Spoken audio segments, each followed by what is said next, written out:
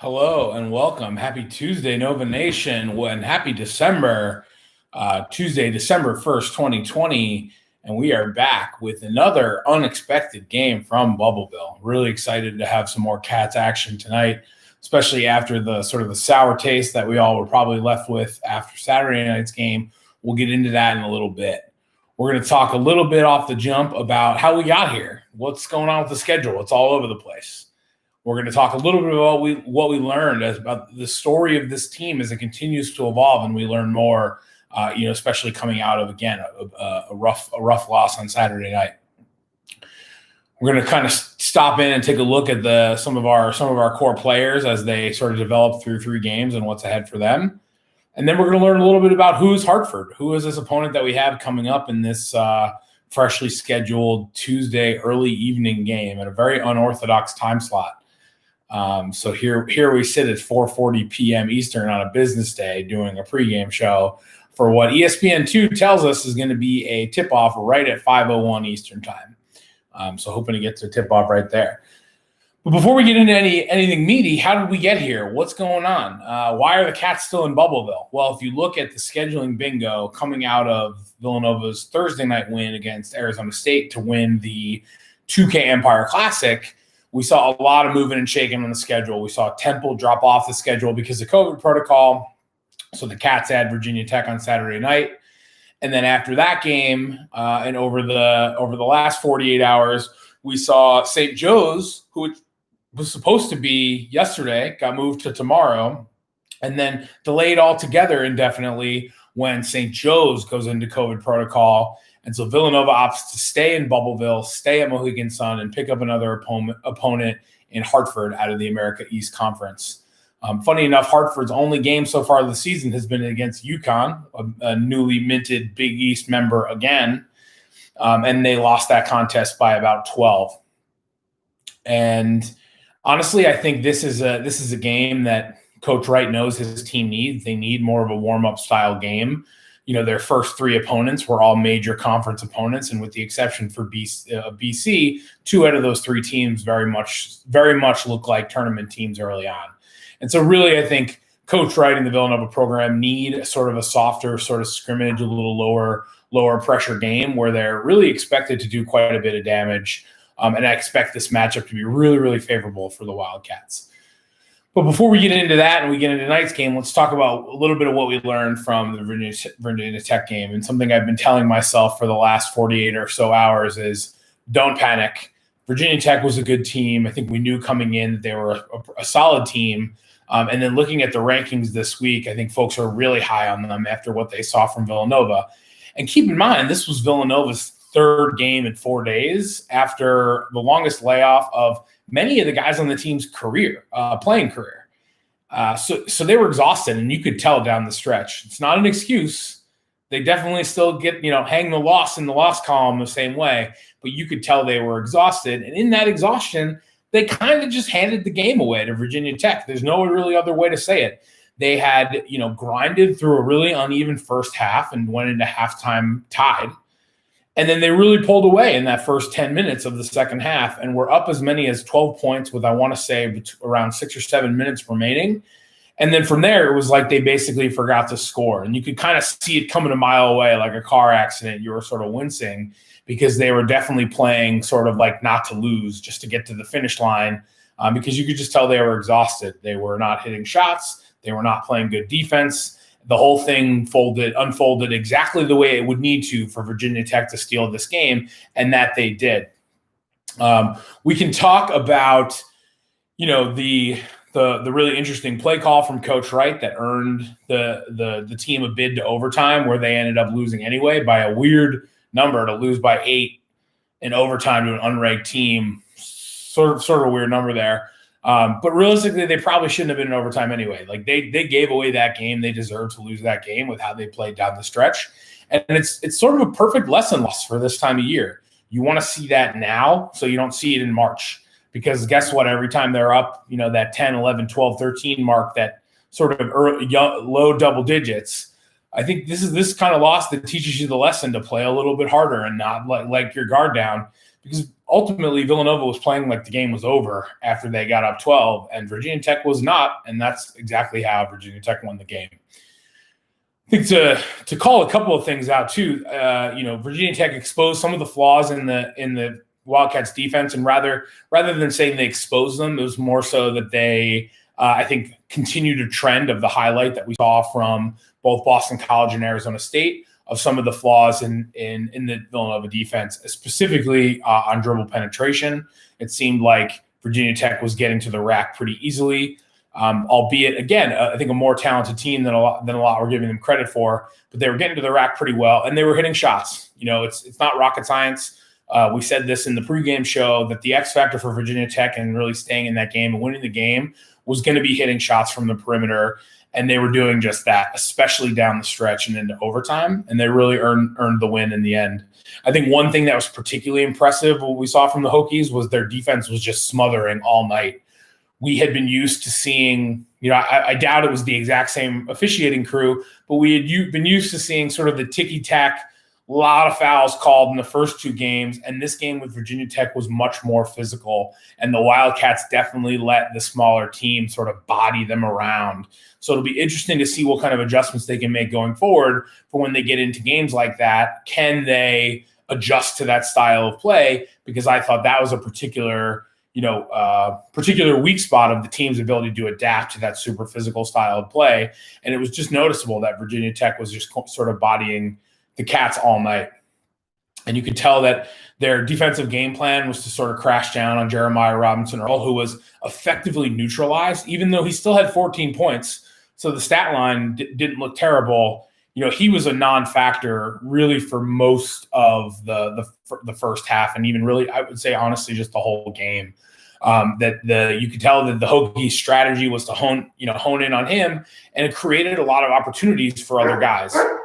So you saw, obviously Colin Gillespie had a monster game. Part of the problem down the stretch may have been that he was just playing a little too unselfish, because both he and Caleb Daniels had strong games and were probably in a position to, put the team on their back, but instead just saw that lead just wither away. And everything under 90 seconds went exactly the way it needed to for Virginia Tech to win this game. One point that I'm sure the team, again, we've talked about this a little bit so far, and I'm sure the team was just kicking themselves. But if they hit a free throw under 90 seconds left in that game, the game's over. And I know a lot of folks, especially in the Twitter sphere, were crying foul about, the referees, and that Justin Moore missed the front end of what should have been a double bonus, but the refs had treated it like a 1-and-1. And therefore the ball was rebounded by Virginia Tech, and they came back down and they scored. And it should have been, he should have gotten two shots. So I think that was a miss by the referees, but you can't blame them for that, especially not with the gift of a call at the very end there that forced overtime. Can't blame anything on the refs at the end of the day. Again, Villanova did itself in, but Cats fans, have no fear. Very early in the season, very clear this team was exhausted. And at the end of the day, they were up 12 with a W in their pocket. I think we're going to get more of a lesson from this than anything that's really going to hurt them in the long run. You saw that they dropped to number 12 in the polls. So again, not the worst. We shouldn't be paying too much of an early season mind to the AP polls. We're going to see a lot of movement every time you see a loss. Obviously, you're going to see a dip down. And you saw a lot of jockeying for position amongst these top 10 teams, a lot of marquee matchups that we're seeing around college basketball. And so I think you're going to continue to see a lot of moving and shaking in the AP top 15 before we enter conference play here. Let's check in on the individual players. We talked a little bit about Jeremiah Robinson-Earl, a much quieter evening from him against Virginia Tech. I think he's heading into a very favorable matchup today with Hartford. So expect him to sort of take over and get his double-double and possibly put a big continue that sort of trend of sexiness that we had come to expect from him over those first two games. I think you'll see a nice bounce back from him this evening. Colin Gillespie had an absolute dominant performance, and he honestly would have been the story. After the first two games where he played more of that floor general, still had a respectable line, but didn't necessarily score a ton of points. I think he maxed out at like 13 or 14 points in the first two games. he scored 25 points, and he was, really he was the guy for the Wildcats on Saturday night. And then again, like I said, down the stretch, it just seemed like he was almost being a little too unselfish. And you would have liked to see him or Caleb Daniels be able to really go into that sort of takeover mode to ice the game down. But I think even Colin might have missed a free throw or two. So either way, if they had held on to win that game, the story would have been Colin Gillespie and his strong play. So I think we can feel really good about him going forward. And I know I just mentioned him, but Caleb Daniels, I know we've been sort of presidents of the Caleb Daniels fan club here at Villanova Tip Time. We saw a lot more of where that came from on Saturday night with him putting up 17 points. Again, really excited for a more favorable matchup tonight against Hartford, because you're going to see a lot of opportunities for our guys, spreading it around and getting to see a little bit more from them based on the early track record of what we've seen from Caleb Daniels. You have to be excited for him to have sort of the big breakout game at some point here soon, especially against a lesser opponent that has trouble guarding all of the talent on the floor. Justin Moore had an off night, only scored 7 points on Saturday night. I still, he still came up with a couple of big baskets. He hit those 2 free throws to force overtime. He did miss one of the crucial free throws that would have iced the game, and again was mistakenly sort of rebounded and wasn't given his second shot. So let's chalk it up as an off night for him, but still saw some hustle plays from him down the stretch. And then finally, we have to call ourselves out, because after in the last show, we talked about, Jermaine Samuels being due. Unfortunately, he could not have looked more lost on Saturday night. And I think, it's clear with Jermaine that the problem might just be that lacking practice time, scrimmage time that they've had because of COVID. He just looked like he wasn't in any sort of a rhythm out there. And that's been consistent across the 3 games, but was pretty stark on Saturday night. So you have to imagine tonight you're looking for him to get some sort of confidence back in a more favorable matchup against Hartford, but you also look at him being at risk of, seeing more rotating in and out, being that they're playing a lighter opponent. I think you're going to see Jay, maximize his ability to rotate the guys in and out tonight, just to see what he's got, from different players in different situations. And I think, unfortunately, Jermaine Samuels has sort of, worked himself into. He's going to be one of the first guys off the floor based on how he's been playing. Although, maybe I stopped myself there, because a classic of Coach Wright is going to be for, attitude and for the guy to play through it and fight through it. And so the only way to do that, especially if the issue is limited practice time, is to get more reps. So it would be an interesting storyline to follow with Jermaine Samuels if he can find his way. He's shown glimpses throughout his career at Nova of being sort of that blue chip recruit that he came in as. If you keep in mind, this was the guy that was also offered at Duke coming out of high school. So he's, as top of a recruit as it would get, has shown glimpses of brilliance over his career at Villanova, and really looking for him to put it all together, which seemed like on Saturday night, unfortunately, he was moving in the wrong direction. But I think we're optimistic that, again, with a favorable matchup like Hartford, might be a good opportunity to get him back in the game. So who is Hartford? Hartford's out of the American East Conference. Some of you may know them, may not, but they're, the American East Conference is going to be, a lower tier mid-major. Hartford was due to play Vermont in the American East Conference Championship game back in March, right before everything shut down due to COVID. They're returning a lot of guys. They're not really relying on any freshmen to make a huge impact. So they're returning, a team that was good enough to make it to their conference championship game.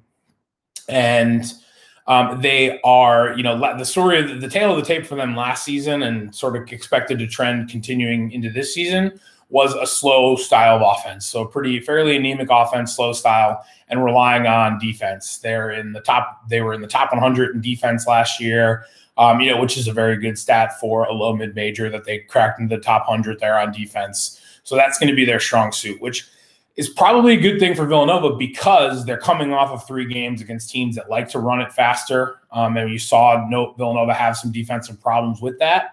So the pace that Hartford is naturally going to play is going to fit to the best Villanova style of, controlling the pace of the game.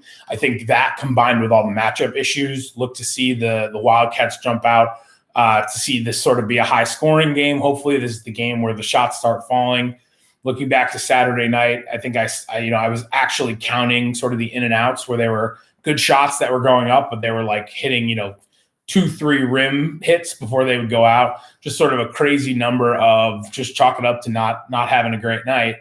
I think you'll see with the matchup favorability, you're going to see a lot more of those shots falling as they'll be a little bit more open or a little bit less pressured in the lane. And expect that you're going to see, Villanova take advantage of this lower tier mid-major opponent. Hartford has only played one game so far. Like I mentioned earlier, it was against UConn. They lost by 12. I think the score doesn't necessarily reflect. I think it was a little bit wider than that. The UConn had trouble pulling away, did not have a good shooting night. The spread on that game, I think, was like 21.5. So Hartford covered easily. UConn still won handily, and the score was probably not super indicative of it potentially being a little bit wider of a differential. So the guy to pay attention to for Hartford, the name you're going to hear a lot, is Moses Flowers. He's a returning sophomore off of a all-conference rookie season. He also put up 24 points and 7 boards against UConn in their first game. So you like him to be the guy that's, going to get his number called quite a bit. Again, from a matchup perspective, I think this is a heavily, heavily favored matchup for Villanova. So it'll be interesting to see what they can do in keying in on a team and with a particular player who's sort of their notable leading scorer.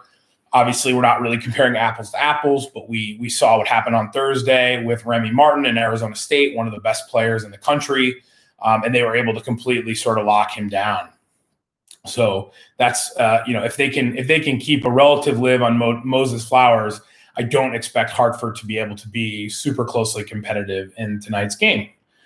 So it's about 4:56. We've got turning on 4:57. So we've got just a couple minutes left here till game time.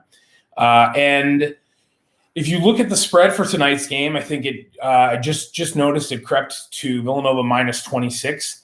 I really hate that line. It's a huge line. Now, I should say I expect Villanova to win this game handily. I think, though, for unless you really like adding unnecessary stress in your life, I would stay away from that 26 line. I think Nova's going to win this game handily. If it's any closer than 20, I think we're going to be pretty upset with what we've seen from the Cats. Again, just knowing that this is supposed to be sort of that lighter, more casual scrimmage against a much lower caliber team. If this is really any closer than 20, I think most Villanova fans are going to be pretty frustrated by what they're seeing on the floor.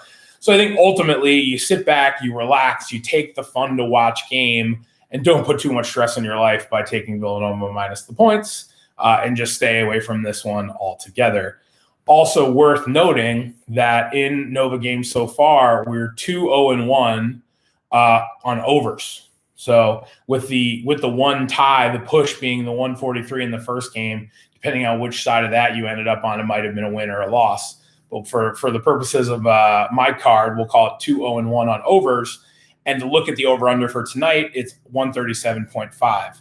Now, if you do sort of the data math on that, compared with the Villanova minus 26 line, all objective analysis say that the public money is heavy on Villanova minus 26. That's probably an inflated line. So you really want to stay away from it at that number, because an appropriate line is probably more somewhere in like that, Villanova minus 20, Villanova minus 21 range, which would be more fitting with the over-under sitting at 137.5.